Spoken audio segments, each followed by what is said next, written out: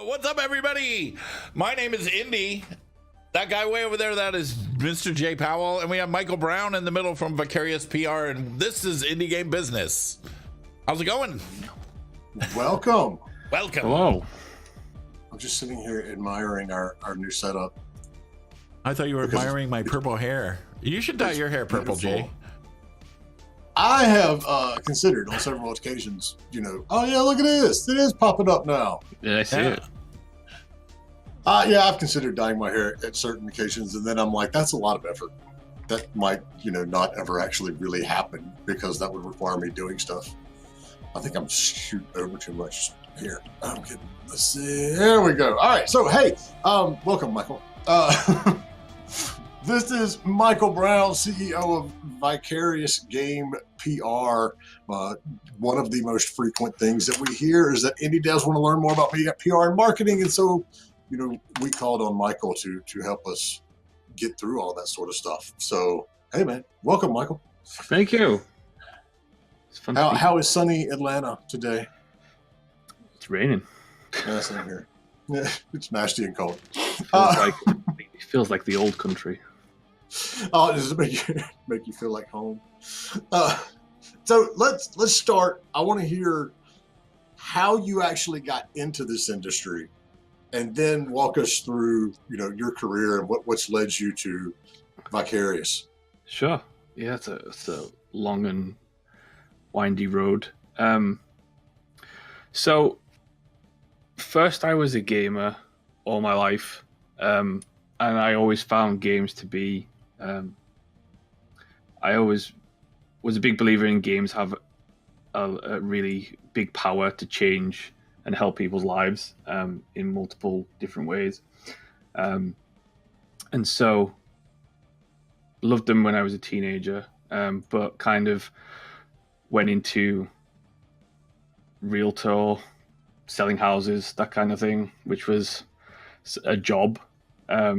And then I decided a couple of years after that, I wanted to do something I really enjoyed and I really loved and I could get behind. And so I tried my hand at games journalism, which was incredibly fun, but did not pay much. And so I did a couple of years of that, and did a little bit of YouTube and did mainly my focus was game reviews for various sites. And so I got to really deep dive into the industry from an analytical critique standpoint. And then it got to the point where my family was growing and I needed to do something else, but I still wanted to stay within the industry. And I had no discernible talents other than the ability to speak. And I knew that I couldn't code, and it's something that I didn't really want to get into. So the opportunity came along to learn PR and marketing, and it's something that I did in previous jobs before. So it was kind of a nice fit that I could do something that I'd done before, and also do it in the industry that I loved. And so the opportunity came, and I took it, and the ability to have our own company. And what we wanted to do was do something that was a little bit different than just having a PR and marketing company. We wanted to create something that we felt was valuable for developers and publishers and everyone in between. That we felt we tried to create an experience whereby, yes, we are an external team, but from a client perspective, we wanted to feel more like an internal team while having the benefits of being an external agency. So you get something along the lines of, you have the connections and the experience needed for a really good internal PR person, but you have that, what I think is a really valuable perspective of having an external person come and enter into any given project and have that objective outside perspective on a project. Because I always felt that developers, even with internal PR teams, they can very much get swept up in a development bubble and they struggle to see outside perspectives. So that's something that we created. And so far we've been operating now for just over 3 years. We've done very well in terms of having some really amazing games and some really amazing clients. We've won some really nice prestigious awards, which I can't take credit for because I have an amazing team behind me. So, yeah. So even with that right there, and I'm already going to jump off schedule here. What things do you do? Because there's a lot of companies, my own included, who operate as external teams but need to function as an internal team, or at least need to be perceived as an internal team. What specifically do you do to make the developers and the publishers that you're working with comfortable with you once you get going, and really make it feel like you're an internal team versus, this group that sits on the periphery? Well, I think there's a couple of things, right? So, I mean, first, what we try to do is take a really proactive approach in terms of not only how we do PR and marketing, but how we engage with clients. I mean, you hear stories about, not just PR and marketing companies, but any external companies that you can fall into the trap of. You hire any company for any service, and they sit on their hands until you tell them to do something. Whereas we try and actively engage our clients, because you get clients who are really engaged in the project and the process, and there's also the ones that like to sit back. And so the ones that like to sit back, you can end up with a really wide gap of communication. So what we try to do is really try to find opportunities for clients and try and get ourselves involved in any of the processes that we can. One of the things we also do is we limit the amount of active campaigns that we have at any one time, so that we can really devote our full attention to the things that we're doing, rather than rushing through everything and trying to get everything done. We can really sit down and have the creative time to think about what we want to do for each project and each game, and how best to do that, and the best things available for that. So in terms of that, we also try to have a system where, in terms of the communication, we like to get involved in how the developers use. So whether that be Discord or Slack, we don't want to just strictly communicate by email, because that feels very disjointed and distant. So what I always say is, invite me to your, company Discord or your company Slack chat or whatever it is, so that we're always there on hand and you can reach me instantly, instead of sending an email and hoping that someone replies in 3 days. So yeah, there's multiple things aside from that, but those are the major ones. So what do you prefer, Slack or Discord? I like Discord. I do too. Yeah. But I don't use Slack. Is great if you use all their integrations and things like that. But for what we do at the Powell Group, we don't use all those integrations, and so there wasn't any point in me paying Slack a bunch of money every month. When I could do it on Discord. We have the Discord for the channel, and we use it for our internal stuff as well. Sorry. All right. So we've already got a question. Scary Robot says, how much ramp-up time do you traditionally need to get properly set up? It depends on what the game is. It depends on the kind of campaign that you're looking for, right? So, and it depends on what kind of activities you're going to do, because there's going to be like not just the straightforward launch, announce the game and announce the release date. You're looking at things like, do you need a community? Are you doing a Kickstarter? Do you need a community build-up? In which case you're going to start a lot sooner than, say, a developer who's got the game ready and is just looking for the whole launch experience. Then you're going to want to start. I always say you don't want anything less than 3 months, depending on the game. If you've got a really high-quality game that's going to do very well, then you're going to want to maybe start 6 months out.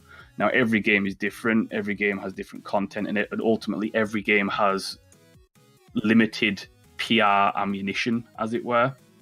So you've only got so many bullets that you can throw out that people are going to actually respond to. But at the same time, PR and marketing is ever changing. So, one of the things that worked 10 years ago was you could just send out press releases because there wasn't that many games coming out, and you could pretty much be guaranteed of a certain amount of exposure. Whereas now, community building and having a really good following behind you is more important than it ever has been, because, over 13,000 games are launching on Steam. So there's multiple different varieties of activities that you can do within PR and marketing that, depending on what the game is and how you want to approach it, the timeline can vary a lot. I mean, I've had rush jobs, certainly, where clients have been like, we've been delayed for months and months and we've only got 2 months left. And there are things that you can do within a limited timeline, but ultimately for best results, you're going to want to give as much time as possible. From our perspective as an agency, from a developer perspective, you really want to start your stuff straight away. I mean, there's no reason why you can't be blogging and interacting with your community and doing social media activities from the get-go. Big time from the get-go. Big time from the get-go. A lot of people don't do that as well. They just like wait until they're close to the end of their dev cycle and they're like, hey, maybe we should market this. And that is just not brightest thing to do, is it, Jay? No, yeah, and to be fair, I mean, I do get on developers about not doing social media stuff and community building stuff from the get-go, but it is incredibly hard, especially if you're an indie and you've maybe got 1 or 2 people or a small team. It's very hard to find the time, and a lot of developers, they're developers, not PR and marketing people, and so they struggle with, what content do I do? Is this going to sound wrong? What, and because I mean, if I sat down in front of, Unity and tried to code a game from scratch, I'm going to sit there and go, I have no idea what I'm doing. And social media and PR is very similar for developers. They know what they're doing on Unity. Put them in front of Facebook, though, no clue. Like, I've drawn a blank. And so what I always recommend for indies to do is not to worry about it, because the great thing about social media, if you start from the start, is that you can just practice and get better and better and better. And what I say to people is schedule time to do it. Schedule yourself half an hour every week to sit down and write some tweets and write some Facebook posts and just dedicate your time. Because if you schedule it, then you're not putting yourself out of your development time, and you will get better as you keep going. All right, so the question coming right out of that, and Rock Knight has a question, but Rock Knight, let me ask this one before I forget it, and then we'll do your question. What content should they create? So the first thing you need to do is you need to understand your audience, because understanding your target audience is ultimately going to pretty much affect everything that you do from a PR and marketing standpoint, and especially on a social media standpoint, right? So if you're creating a game for people between the ages of 20 and 45, then you're going to want to create content that engages those people. You're not going to want to create content that engages a 13-year-old boy, right? So first understand your target audience and research that. And then you want to create a variety of content. Now, what I always say to people is, what you don't want to do is, so say if you've got a new game trailer, right? And you've just started working on your game and you want to showcase what you're working on. And you've got a new trailer to announce the game. What you don't want to do is you don't want to take that trailer, put it on YouTube, and then post the link to Facebook, Twitter, and whatever else, right? That's an asset-led approach is what I call it. And that's a bad way to do it, because that's a very boring way. What you ultimately want to do is you want to create content that evokes emotion, engages people. So what I say to do is create topics for yourself. So say you're going to announce your game, and it's April, right? So think about what, so let's do February. We're in February. So let's do, we're going to do a Valentine's Day post for Valentine's Day that maybe we can pull in the game some way. We're going to do an AMA with the concept artist, because the art looks great in the game, so we want to do that. So that's another activity. We're going to take the trailer that we made and we're going to cut it down into GIFs and small bite-sized videos for Facebook, so that we can showcase specific things and we can talk about specific mechanics for the core gamers and for our core audience. And so what you end up with is thinking about a topic-led campaign, is think about what you want to talk about and then cut it up into multiple bits of content. So instead, for example, for the trailer, instead of just posting the link which is just one piece of content, you end up with multiple pieces of content that stretch much further and then will ultimately engage more people. So, and in terms of like the types of content, you can do lots of things. Video is really good for Facebook, Twitter, GIFs. You can do quizzes, you can do questions, you can do images. As long as the images actually, have something that they can interact with, you can ask for opinions. If you've got a large enough following, you can even do things where people can send in stuff and you can put it in the game. Just lots of different things. And you can really, the great thing about social media is you can really take a scientific approach to it. And so do some different types of content and then measure based on the engagement and based on the reach of each post, measure which one works best for your audience. And so that didn't work, but this did work, so we'll do more of this and less of that. And that ultimately will really help you inform the way to go for the rest of the campaign. Look at that. Clean cut, simple, good to go. All right, so before we ask Rock Knight's question, let me ask this. Give us an idea of some of the games that you've worked with over the last couple of years. We've done lots. I mean, we've done everything from Battle Royale to RPG. I mean, my favorite stuff to do is like RPGs or story-based games. We've done indie games, we've done publisher games, we've done console, PC, we've done mobile games. So we've done really quite a wide berth of different genres and different platforms.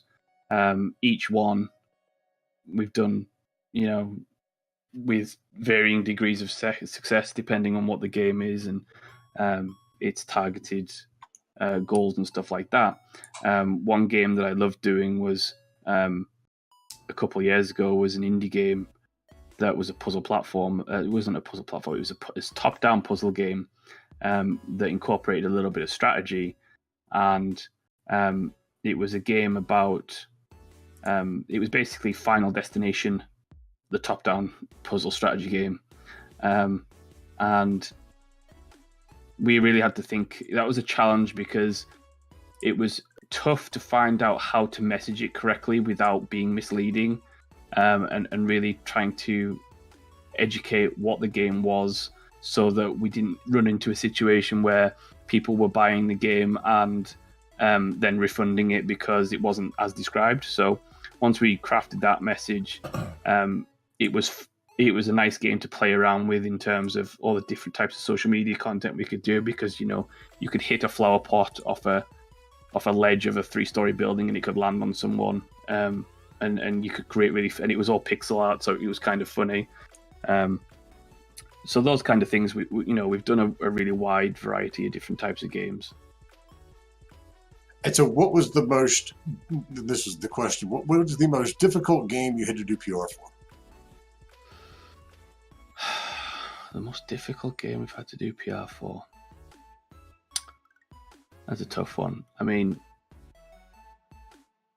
I think mobile tends to be the toughest out of the bunch, because there's very limited media presence for mobile games, because not many outlets want to touch mobile games. And so what you tend to have to do is you really have to think outside the box in terms of how you're going to get people interested in this. Because while there is a huge audience for mobile games, because it's one of the biggest in the industry, a lot of marketing and PR tends to be focused on straightforward user acquisition campaigns on social media, where you just spend X amount of marketing dollars hoping to get X amount of people to click the ad and download the game. So to really generate any kind of critical acclaim for a game, you have to really start thinking in a way that you're not used to with other games, because you can't just go, we've announced this game for mobile, because nobody cares. So what you have to think about is, okay, so let's deep dive into the story, right? So is there anything about the developers that is an interesting human interest story? Or is there anything about the game that's an interesting thing that has never been done before? Like, one of the things that we're starting to help a developer work on at the moment is a game that combines strategy and education and talks about climate change. And so it's almost like a tiny more strategy, No Man's Sky almost, in terms of you have to go from planet to planet, and your sole goal is to create a stable ecosystem without destroying it. And so that's a rough game to sell in terms of how do you just explain that to somebody real easy.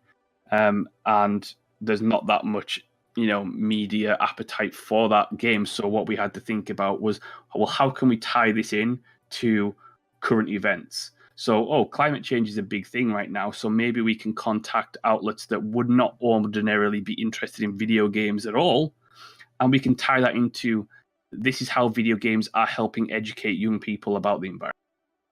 And that was the pitch, right? And so that's going to work very well, because we're going to get people interested who aren't interested in video games at all talking about the game, because the game talks about something in the real world. So, yeah, mobile games are tough, but in today's market with so many games launching, every game is tough, because to do PR and marketing properly, you have to think outside the normal template of, we'll just do what everybody's done for 10 years, because you can't do that anymore. So why don't the media outlets like mobile games? It's tough to say. I mean, I think one, it's because not many media outlets play mobile games because they're core gamers, whatever that means anymore. Which means they tend to stick to PC and console as their primary platform, whereas most mobile gamers, there's a large section of mobile gamers in the industry that do not play other games, period. And so there is that issue. There is also the issue of, aside from the couple of mobile journalist sites, there isn't a great appetite for mobile games in terms of clicks and in terms of views. And that's ultimately what a lot of these sites, not the journalists themselves, but a lot of the sites care about, is what content is going to get us the most traffic so that we can serve ads, so that we can actually generate a business. And mobile games traditionally don't offer that much traffic, and there's not that much appetite about reading the game, because mobile games are very, very accessible and a lot of them are free. So why would you read an article when it takes you 3 seconds to download? You can try it out and then just delete it. There's no real need to go. Whereas, versus a console or PC game that costs you $60, you kind of want to read about that before you put $60 down. So there's multiple factors involved in that, but those are pretty big ones. But I mean, it is interesting to me that, we have more mobile publishers than we have PC console publishers by far. Developers, I wouldn't necessarily say the same thing holds true. And then in terms of end users, far more mobile gamers than PC and console gamers. And yet there's no real appetite on the media side. And maybe that's right. Maybe that's it. That I hadn't thought of that, what you just said. But, why would you read an article about something if you can just download it and play it for an hour or 10 minutes or however long? And then again, the flip side of that is there's so many things out there as a gamer on the App Store. How do I know what I want to download? I mean, it is a bit of a contradiction in that way, but I mean, it's also to do with the platform, right? So if you think about how you use a mobile and how you use a PC, those things are very different. Because with a PC, you can have multiple applications up at the same time and switch very easily between them. So if you're browsing Steam and you want to go see a review on a certain game, you literally just have to click one thing on your taskbar and you're up on Google and you can very easily find it. Whereas in a mobile situation, you're pretty much using mobiles exclusively for social media and games and a couple of other apps. And it's very difficult to then go browse the internet on a mobile phone, view IGN, scroll through IGN, find the thing that you want. It takes so much time to do. There's no real ease of use in that way. Whereas with the App Store, you just go in the App Store, see the user reviews, download, done. That totally makes sense. All right, we've got some other questions popping up. What if this is from Nightwolf. What if you have to make major changes or change the game completely? Would that negatively affect your public representation worse than starting PR late into game development? That's very, very situational, because it ultimately depends on why you had to change the game. Did you do something wrong? Did you do something illegal? But no, I mean, I don't think if it's done correctly and the reasons for the change in the game are valid, then oftentimes it can be done in a very good way, and it can actually showcase that you care, right? Because if you're changing the game because something doesn't work and you don't want to put out a bad product, then you can ultimately explain that very eloquently to a community, and the community will often, if it's all about communication. In terms of media, they'll understand. In terms of communication with the gamers, if you explain why you're doing it, the good reasons behind it, oftentimes they'll go, yeah, that's totally understandable, look forward to it, go get to work. It's not necessarily a bad thing, but it is very situational, right? So all right, let's see. There's another question as well. From Shemprania.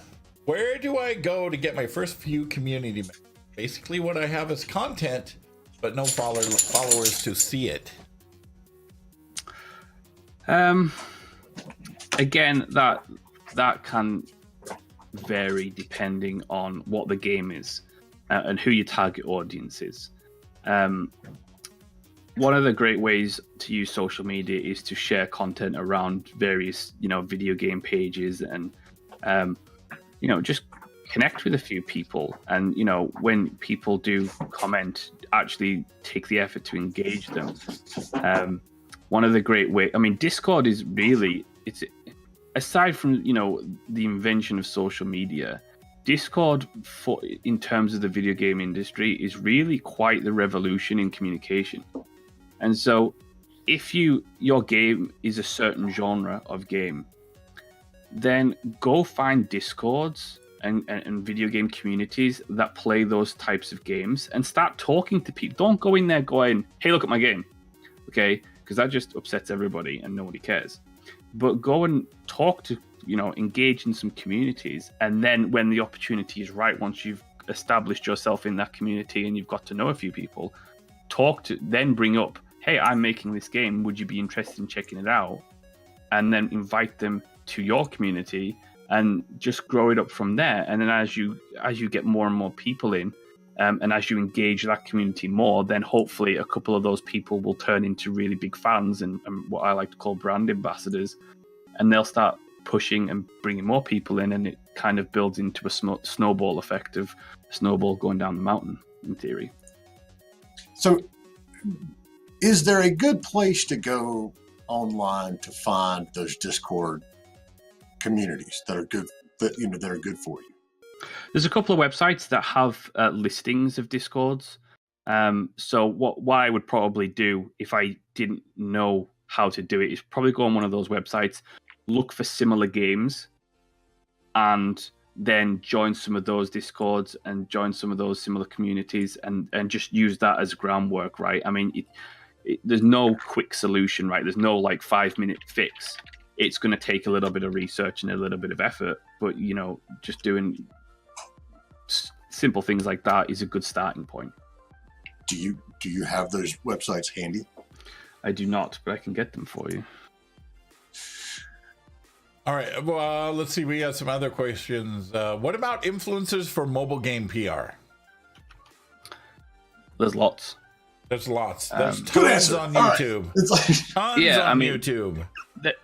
There are tons, but you have to be aware of that particular section of the industry. So unless your game is very, very good, and it's very high quality, it's very engageable, it's very playable, and people love it from start to finish, it's going to be incredibly difficult to convince mobile game influencers to play the game, because oftentimes those influencers are engaged heavily by paid promotions.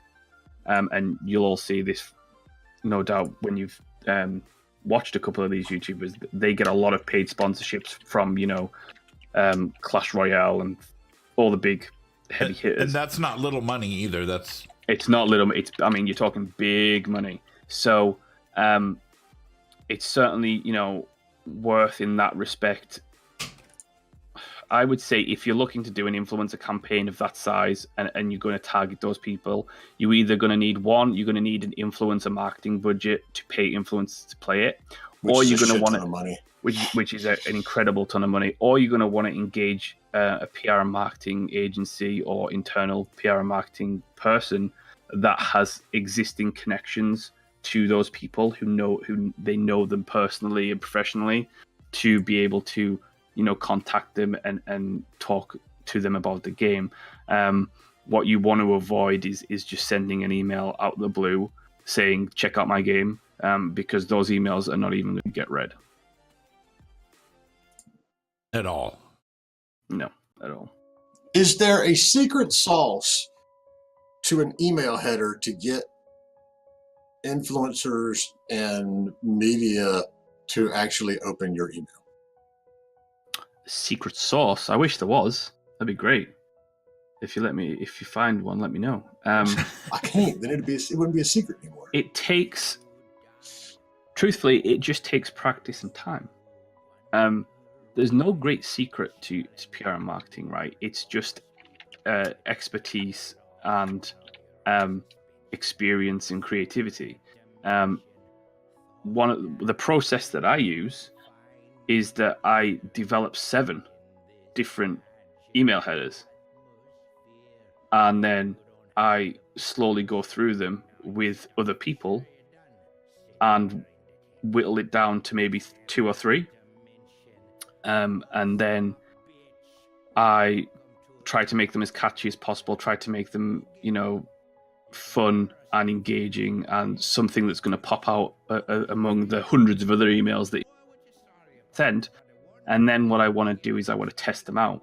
So let's say you're going to send to 150 influencers on a Thursday, then Tuesday I'm going to send 20.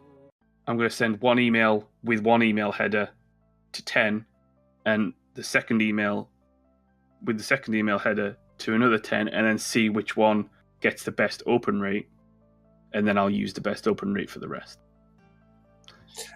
All right. And so yesterday when you and I were talking, you mentioned that you use HubSpot. So is that what you're using to send the emails and do that A/B testing? Sometimes, yes. There are cheaper options, though. I mean, for an indie, there are a bunch of mail senders that you can use to do that. I mean, MailChimp does a really good A/B test. Like MailChimp, I love using MailChimp for A/B testing because it's got an inbuilt A/B tester in there. So you can just select, when you go to create a campaign, you can just select A/B testing, and then it's going to give you walk you through the options of doing that. But you can do it multiple different ways of tracking that. I mean, if you really, there's lots of different free. MailChimp's free for under 3,000 contacts anyway. So I would probably use that as if you're pushed for software. Right. So tell me if this I'm always reluctant to send biz dev or promotion type emails through MailChimp, and I usually only use it for our newsletter, because I know years ago there was a stigma along with that. If you sent someone a just basic email or whatever email that wasn't part of a newsletter via MailChimp, like, if you're sending your game out to publishers or sending it out to influencers, there's always a negative stigma when it says it's obvious it got sent through MailChimp. Is that still the case, or is promoting your game almost like cold emails through MailChimp more accepted now? I wouldn't say it's more accepted. It's definitely more done. But there are ways to do it that improve your chances, right? So what I do is, first off, when I send an email through MailChimp, it doesn't come from a MailChimp server. It comes from my server. So I set it up in a way that it comes from Vicarious PR versus, MailChimp at server, blah, blah, blah, blah. And then, really spend time with your email templates. So for a simple, straightforward text email, I'm not going to use a traditional MailChimp template. I'm just going to use a plain text template so it comes across like a normal email versus, centered and in a box and looking like a newsletter email, right? And then what I do is I spend time really researching the people that I'm emailing and really delving into, what they like. And so when I create my lists of contacts, I have multiple different pieces of information that I can try and customize that email with. And what MailChimp allows you is merge tags, where basically a piece of information you can put in a merge tag and it's going to pull that information from the list depending on who the person is. So for example, if I'm sending, let's say one of the pieces of information for each influencer is the last video that they made, right? And so I want to mention in my email that I watched their last video, because I did. So what I'm going to do is I'm going to put in one of the boxes on the list, I'm going to type in the last video that they made. And then in the email, I'm going to say, hey, I really enjoyed your last video, and then put the merge tag in, and it's going to say what the last video was. And there's ways to customize it to feel less robot-y, right? Because you don't want to end up with a situation where you're feeling like this is an email that you've sent to everybody else and it has no relevance to me.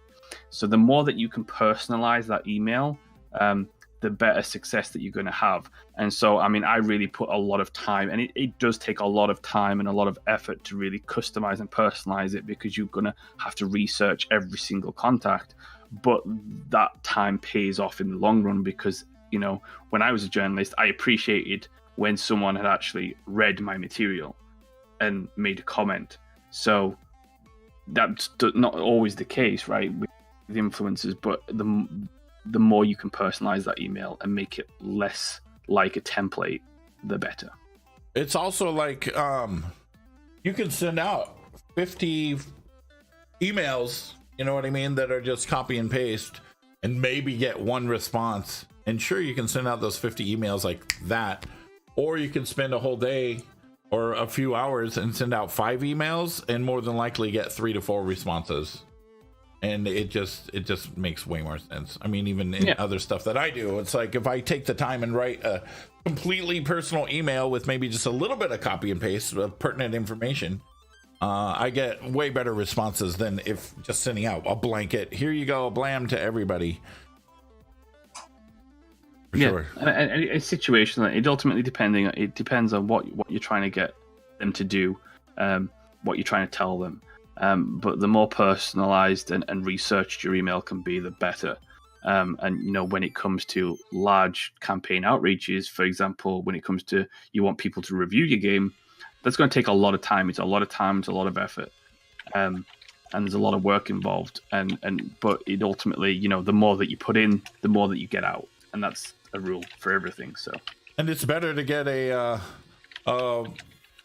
50 to 60% response rate on 5 emails than it is to get a 1% response rate on 100, for sure. Yeah. So one of the things that we talked about yesterday as well was, just simply how many PR firms there are.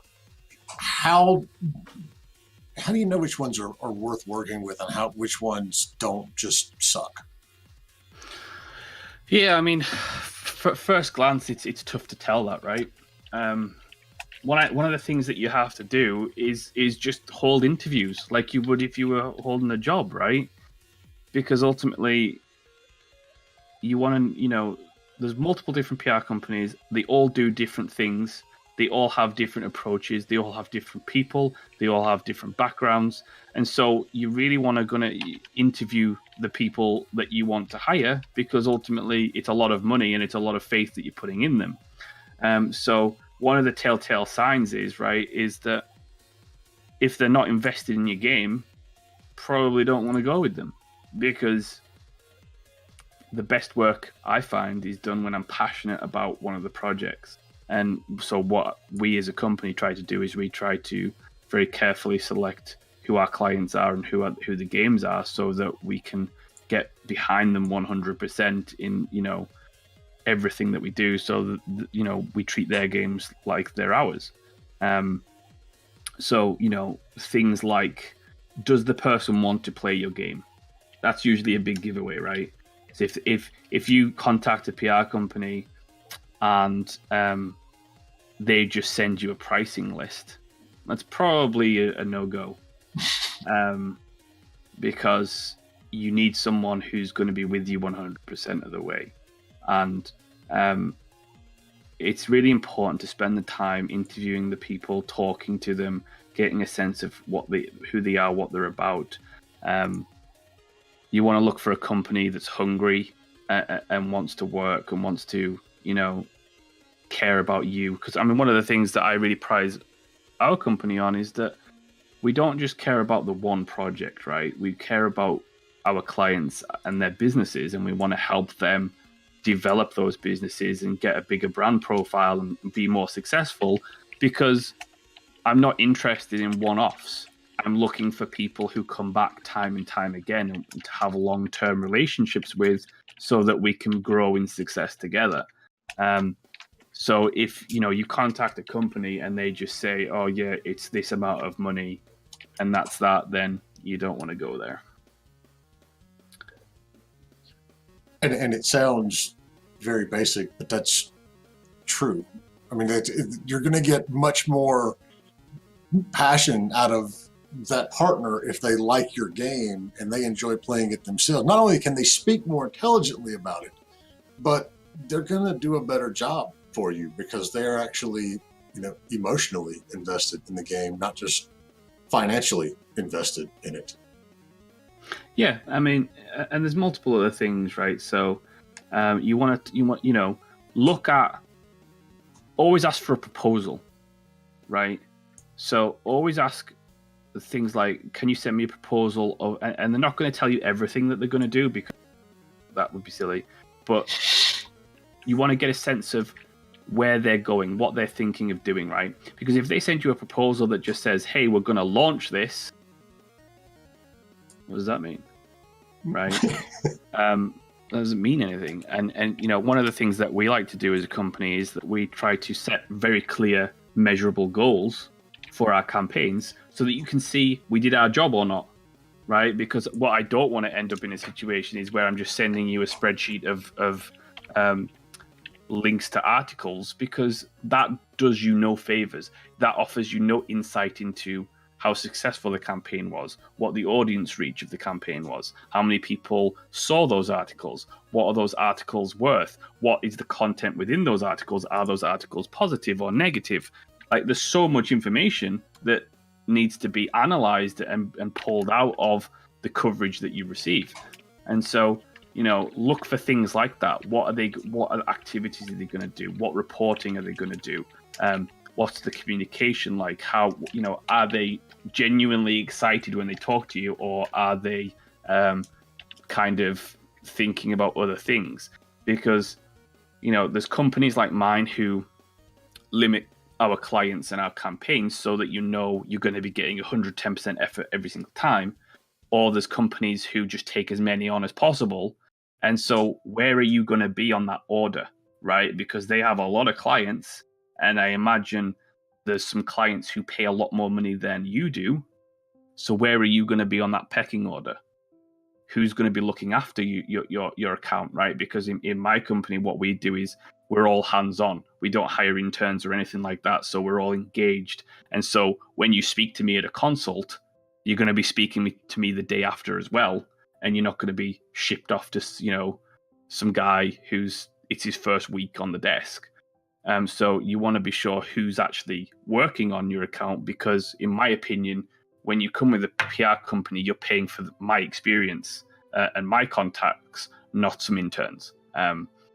So there's multiple things that you want to be checking when, you know, trying to engage. And that goes not just for PR and marketing, it goes for any third-party service provider.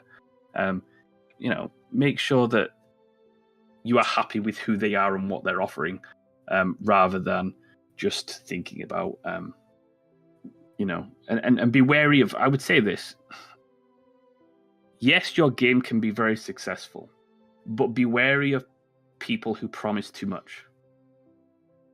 Because promising too much is a real easy thing to do in any industry. So it's always really nice to hear when people say, "I love your game. It's going to sell 100,000 copies. We're going to make the big bucks." Be wary of that, right? When clients talk to me, I say, "Listen, I really enjoy your game as a gamer. I think it's fantastic. We're going to work as hard as possible to try and make it as successful as possible, but there are no guarantees here, right? The market might not like this.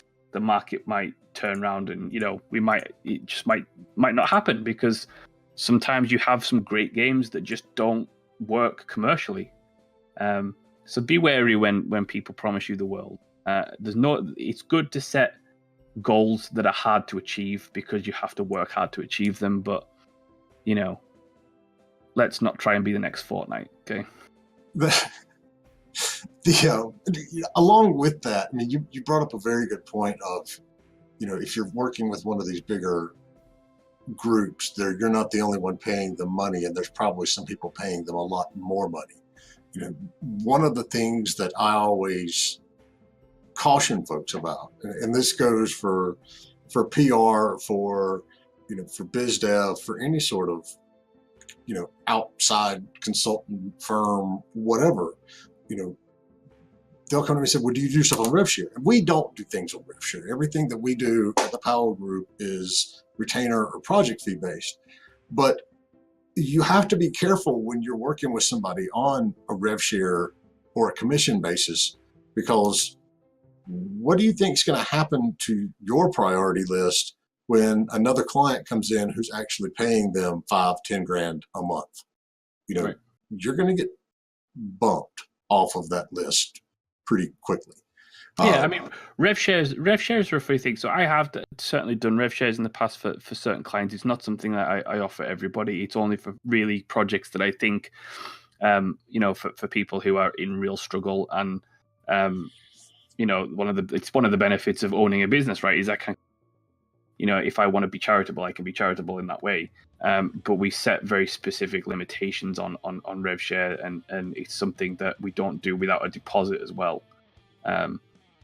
So yes, and from a developer perspective, what I always get is I get a lot of people say, "Do you do rev share?" Because I feel like if you had skin in the game, you would do a much better job. Oh my God, yes.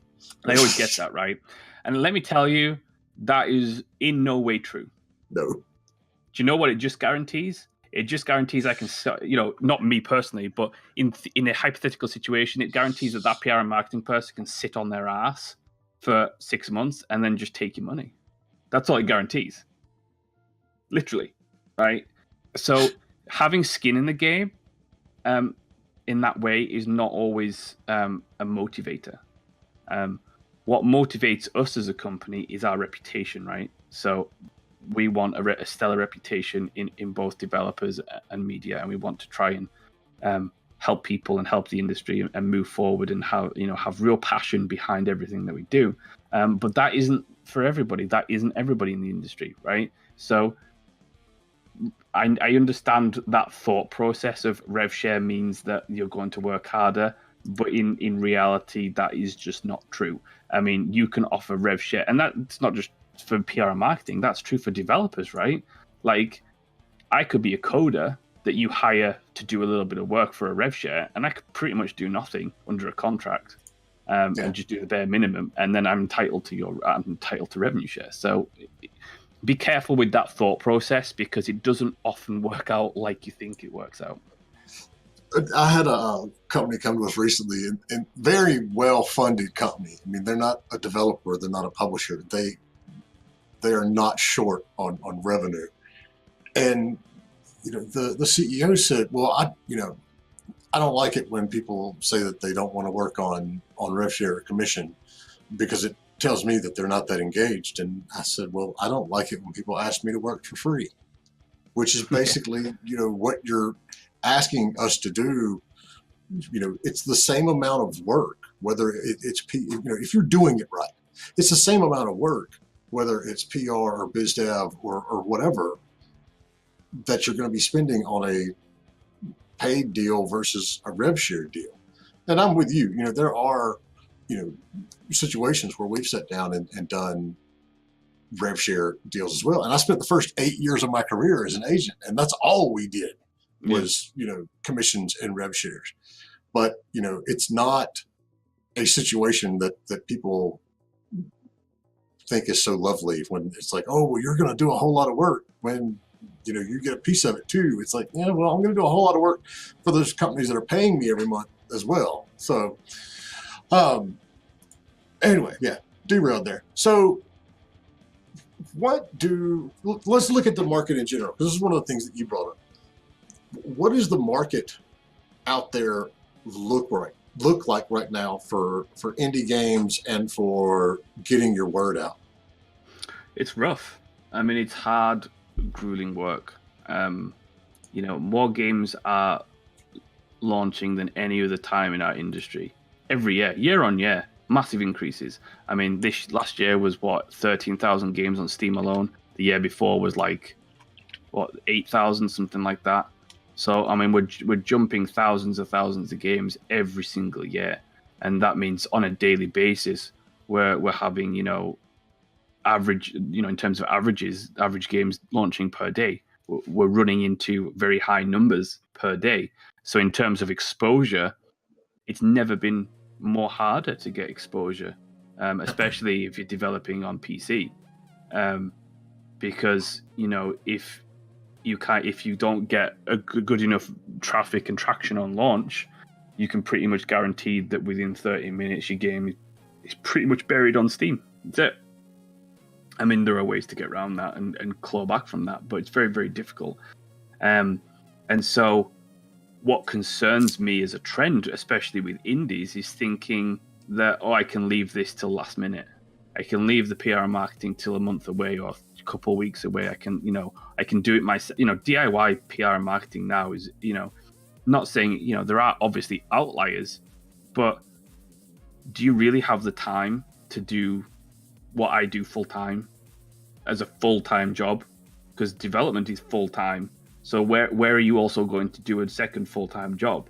That whole process and that whole thinking is very, very worrying, because it shows when a developer says to me that I'm going to do it by myself, or I'm just going to wait until you know, a couple of weeks from launch. That shows me that you do not have an understanding of your market. It shows a clear lack of understanding, because if you knew how competitive it is out there, even for, you know, really well-funded PR campaigns, it is really tough. You know, media are, you know, just competing with Fortnite is tough from a AAA standpoint. That's like really tough, because, you know, especially, you know, I think 6 months ago, Fortnite is at peak popularity. Any given day on various, you know, really well-known websites, out of the 10 articles on that front page, you can guarantee that 4 to 6 of them are going to be about Fortnite. So the rest of us are competing for those like 4 or 5 that's left, the scraps at the table. So where it is, and that's all the other PR companies and all the other trained industry professionals who are working at EA internal departments, Ubisoft's internal departments. So you tell me where your DIY and PR marketing is going to come into that play, because it's rough. It's a rough place to be. And so it's not undoable by any stretch of the imagination, but thinking about PR and marketing like it was even 2 years ago is just completely wrong now. I mean, you can't do the things that people were doing 2 years ago because they don't work anymore, because the market changes so quickly. And so you really have to think outside of the box. And I think that, you know, I always ask indie developers when I do trade shows and do talks at shows, you know, what do you want? Do you want a game company, or do you want a passion project? Which are you making? Because if you're making a passion project, then it doesn't really matter how well your game does. But if you're trying to make a company, then you have to think about it like a company and actually invest in actually selling the game, because making the game is only half of the work, really. You have to sell it, and so it's important to start from the get-go now, especially as an indie, to think about your business and to think about where you want to get to, and think about, okay, what am I going to allocate as a monetary budget for my PR and marketing campaign, because I have to get exposure if this is to be successful. So yeah, and that's what we see too. It's, you know, it's not necessarily due to arrogance or ignorance or any one particular thing, but you know, marketing is something that we see very often get pushed off to the very end, and then, you know, we get a note that says, "Hey, my game launches next week. Can you help us with marketing?" No, probably not. Man. no, I'm sorry, but it's not gonna work like that. So, and I saw. Oh, so Rock Knight asked earlier, do you work with publishers as well? Yes. Yeah, I work with everyone from indies to AAAs, and everyone in between. So, you know, mid-sized publishers, small publishers just starting. I've worked with a lot of different ones. And the next, would you say that high quality games also have an incredible increase of games released, or is the increase not it? Wait, hold on, Rock Knight, I completely got lost in that message. Would you say that high quality games also have an incredible increase of games released, or the increase is not as thousands of years? So I assume you're saying as more games increase, are there also more high quality games? Is that what, I think that's what that is. I think that, yeah, I think that's the gist of it. So yes, there are more high quality games than there has ever been before, as well as the shovelware that comes with that. What we did as a company a couple of months back is that we took a vertical slice of Steam launches within a month and looked at what types of games were releasing all throughout the month to basically determine the true state of how many games are releasing on Steam every month. And so what we did is we took all the games released on each day and then sifted out what I would deem shovelware or games that just aren't of any kind of quality, and we were still left with anywhere between 5 and 10 what I would consider good games per day. So yeah, I mean, that's more than ever before. And that you know, a lot of what you hear is Steam is so overcrowded, and the reason is because of cheap shitty shovelware, but that's not the case. I mean, yeah, there is a lot of cheap shovelware out there, Sure. but there's also a lot of really good games getting released. Yeah, I mean, that's very true. I mean, it's very much the case. There is a lot of crap on Steam, and increasingly so. But there is also an amount of indie games that a couple of years ago, would have been considered a really good game, that is now considered mediocre because of the sheer amount of them being released. So yeah, it's getting more and more competitive for certain. So what are you playing right now? I mean, not like right now, because obviously you're fully focused on the show, but you know, in general, right now. In general, I've been playing Apex a lot more than I would like to admit, because I'm a huge fan of Respawn, and I you know, EA aside, I really wanted those guys to have a win, especially from the disappointments of Titanfall, because for me, Titanfall 2 is probably one of the greatest FPSs of all time, and was far superior to anything that launched in those years. But for some reason, people didn't pick it up as well as they should, because Call of Duty and whatever else. So I'm really pleased that those guys have taken the core mechanics of the, you know, especially the gunplay of Titanfall, and created something that is wildly popular. So I'm playing that. I'm playing a couple of RPGs on the side. I actually sat down and tried out Persona 5 for the first time, because that's been on my shelf for like over a year. I've never been able to find the time. And I've been playing Tales of Vesperia, the re-release, the definitive edition, because that was one of my favorite all-time RPGs. And I've been playing a couple of Warhammer 40k games, because I'm a big Warhammer fan. So yeah, that's pretty What much. about the Total War games? I'm a huge Total War fan. Huge. I'm embarrassed to show people my Steam library of how many hours I have sank into Total War games. It's obscene. I've missed children growing up for Total War. So, no, I mean, I love Total War. I'm excited for the new one coming out because I've seen some of the new mechanics in that, especially the general duels that they're bringing in. So, I am ashamed to say I haven't even bought the second one because I don't feel like I've accomplished everything in the first one that I should have by now. I think a month ago I completed for Total War Warhammer 2. I completed the first Mortal Empires campaign. I played as Empire, and that took me, I think, about 80 hours. Yeah. And only 10 hours of that was probably loading times in the battles. Yeah, speaking of I played Anthem on launch for loading times. That game is I love BioWare. But that game is rough. But I was disappointed. All right, and so this is one of the things that bothers me because I'm with you. I like and I play a lot of the same games you do. And coming out of E3, everybody was all hyped up and talking about Anthem, and it's this new big single player RPG narrative, blah blah blah, and it's like Destiny to me.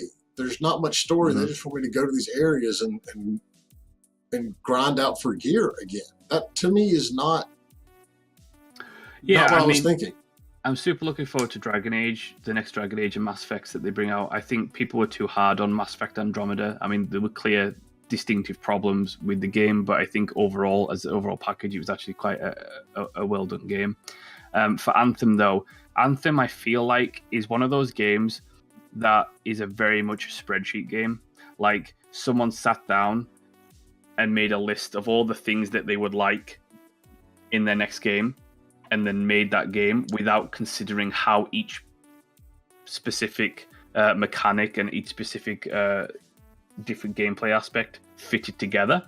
And so what ends up happening is you have a game that feels very disjointed because you have like the single player Fort Tarsis experience that doesn't connect with the actual gameplay, and then they promise like there's this open world thing, but you can't actually do main missions in the open world because you have to go to a different screen, and then you have the whole gear progression that it feels less like an RPG and feels more like a looter shooter.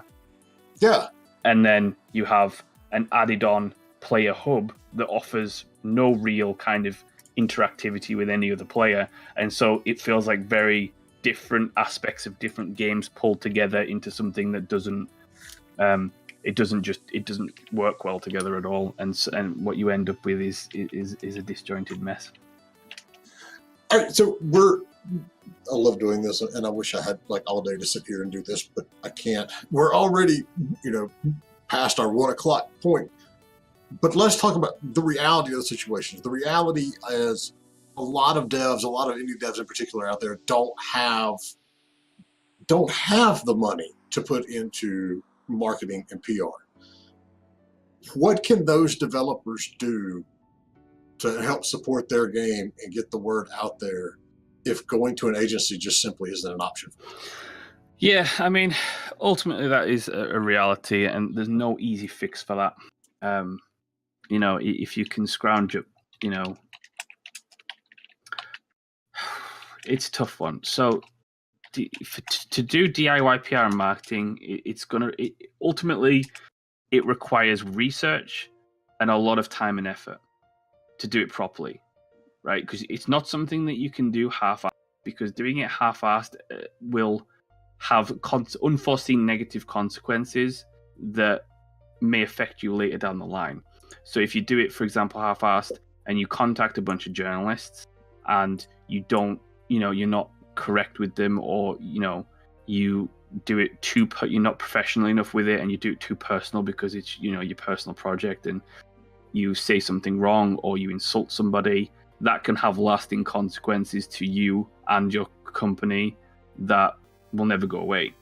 The best thing to do is to create a community on social media. So do social media and Discord, and try and create a following for your game that allows you to tap a base of players on launch that are instantly going to go buy your game. Don't make the mistake. I see so many indie developers do this. Don't give out keys for free, okay? I understand that you want your fans and your followers to like you, but those are the people who are going to actually buy your game. So why are you giving them free keys to go play your game and leave nice reviews? Don't do that, okay? The group of people who actually like your game and actually want to give you their money, and you're giving your keys away for free. Don't do that. Create a community as big as you can. Engage that community on a regular basis, and so you have a bunch of people to tap on launch. Then, in terms of the PR side of things and media relations, the first thing you probably want to do is you want to define your game, right? So you want to sit down and work out what is your elevator pitch for your game. What is the short sentence, 2 sentences, that tells me exactly what your game is, helps me visualize it and get me excited about it instantly. Now, this is easier said than done. And the best way to craft that is to come up with different variations and test it out on people. So if you can go to any local game conferences or any local events where you can showcase your game to people, test it out on people and see what their reaction is, and just use a methodology to try and really refine that. And then, what I wouldn't do, I wouldn't send out, if you're doing DIY indie PR, don't send out press releases. There's very little point. Research people, influencers and media who have played similar games to the game that you're making. Identify your unique selling points of that game. Find out what's going to get people excited, what's different about it, and then contact those people in an email. Don't make it too long. Just pitch it, right? Say, hey, we've got this game. It's elevator pitch. It's this. Here's some cool things about it. Here's a screenshot or a trailer. Take a look. And just really spend the time to develop that messaging, because that's really key. If you go into a situation where you're trying to get attention from media and influencers, and you don't really explain what your game is very well, and you haven't put the time in to do that, then how are they supposed to know? Right? Because they need to make a snap judgment decision on their end, right? They need to open that email because they're super busy. They've got deadlines. They've got multiple projects going along. They need to make a snap judgment on whether they're going to spend, the next 10 minutes actually thinking about scheduling in your game. So you have a very limited window in order to grab their attention. So the more effort and research that you put into crafting that message, the better it will do for you. And, it's one of those things where just try and be polite as possible with people. If people say bad things about your game, don't say bad things about them. As a general rule, that's usually Sorry. I know that is so true. But just the way that you said that. Just take it on the chin, right? It's, some people aren't going to like it. Developers have committed virtual game suicide by doing. Yeah, just take it on the chin and move on, right? No game is perfect. Your game isn't perfect. And try to, especially if you're doing DIY PR marketing, really try and separate yourself from the game that you're making, because you're going to want to try and look at it objectively, and people are going to say bad things about your game. So, try and look at it from a professional standpoint versus a personal, I've put 3 years of my life into this. Why are you hurting me so bad? Don't think of it like that. It's like Indy's crew's getting excited on his end. All right, and so I just put a link in chat. It's imperative, and we gloss over this because it's the basics, but then we have to remember that the basics are why we do this show. You have to have a press kit. And Yeah. the folks over at the Indie Game Database, IGDB, Yeah, they do a really good .com one. and you make a game page on there, and boom, you have a press kit, and it's Yeah. fantastic. And so, Yeah, I mean, in terms of that first email, make sure the journalist or the influencer doesn't have to go and research, right? Make sure everything is there. Make it easy for them. Because if they have to go and research, then they're just not going to be interested because it's too much time. Make sure that everything is accessible. So have a link to your press kit, have a link to your website, have a link to the Steam page, have a link to your social medias, and don't make them work for it. all right. So if you've got questions, fire them out now. We're going to have to roll shortly, about the next 10 or 15 minutes. In the meantime, once again, our awesome new setup, thanks to Role Play with Friends. So down below, we have a real honest to God indie game business Facebook page now. So you can follow us on Facebook. You can follow us on Twitter. Our YouTube channel not only has the archive of all of these shows, but, we also go in there and add conference lectures that are publicly available that have to do with the business side or the marketing side. So you can literally go to our YouTube page, and there is a playlist of lectures and conference, talks based on indie game marketing. And so it's all right there. And one nice little neat thing for you. Sorry, I got completely derailed by Zedkick's message. Don't forget as well, if you haven't got a ticket, go ahead and get a ticket for our Indie Game Business online micro conference. We put this together for developers, publishers, media, influencers. All of those folks can come together, and you don't have to pay thousands of dollars, to go out to GDC or one of the other big shows every year. You can just simply go to indiegame.business and check it out. The show's coming up on the 15th and 16th of April. You don't have to go anywhere. You just need your laptop, headphones. A shirt would be good since you're going to be on video, but pants are completely optional. That's up to you. You be you. Tickets start at just like $85 because we want to keep it nice and simple and affordable for all those indie devs out there. So yeah, any questions pop up? Anything else you want to touch on, Michael? No, happy to answer anything you need. This has been good. Good info. I like this. So anyway, and Zebkick says, I work for a video game website, and the number one way for me to ignore your email is if it's really long and doesn't include anything of substance. Yeah, short and sweet. That goes for biz People dev. write books about stuff and how their passion for something, and I mean that's when you're sorting through freaking 100 emails a day, you don't care about that. You want a few paragraphs, Just maybe some video. Email. Open up that email to a wall of text makes me, just kind of cringe. Yeah, a really good template to follow is have your intro.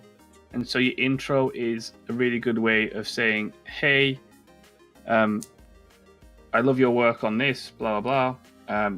I'm this. And then intro your game. And then have an image or a hook. So a screenshot or a trailer link or something like that. And then have an outro link where it's an outro paragraph where it's if you would like more information, you can go get it here. Thanks very much. That's it. So 2 paragraphs, a trailer and image, and that's really all you need, because all you need to say is, hey, love your thing. This is my game. Elevator pitch. This is what it's about. This is what makes it different.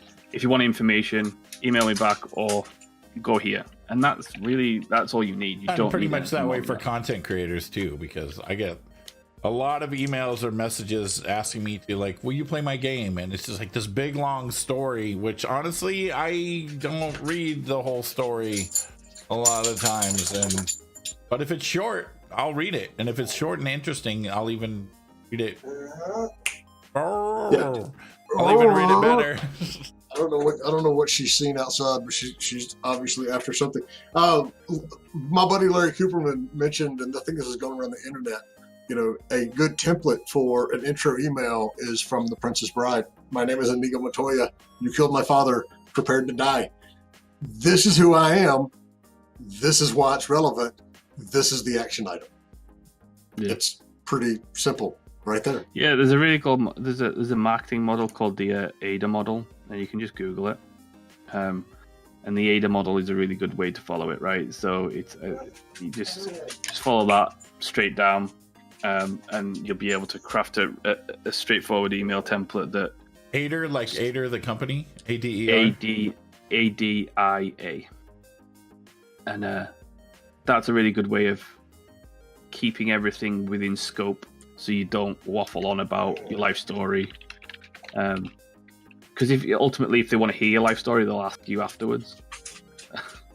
But don't tell them beforehand.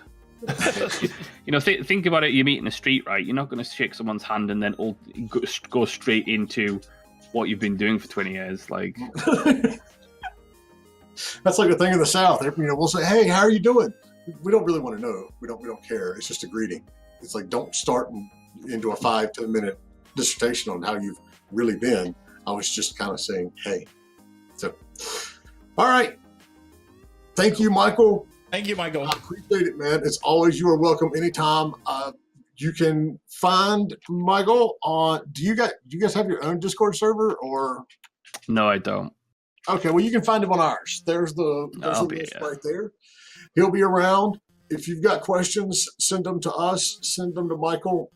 We're here to help at the end of the day. And with that, I think we're gone because I got a dog that needs to go out now. Hi, everybody.